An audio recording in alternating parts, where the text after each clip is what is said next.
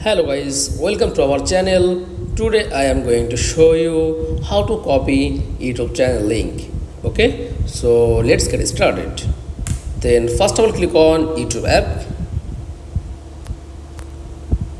Okay, and click on your profile. Tap on settings. Click on profile name. And click on three dot option and tap on share and click on copy link.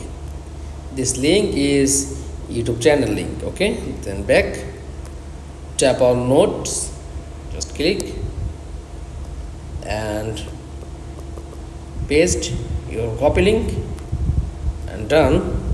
And check copy link, just click and see more your YouTube channel.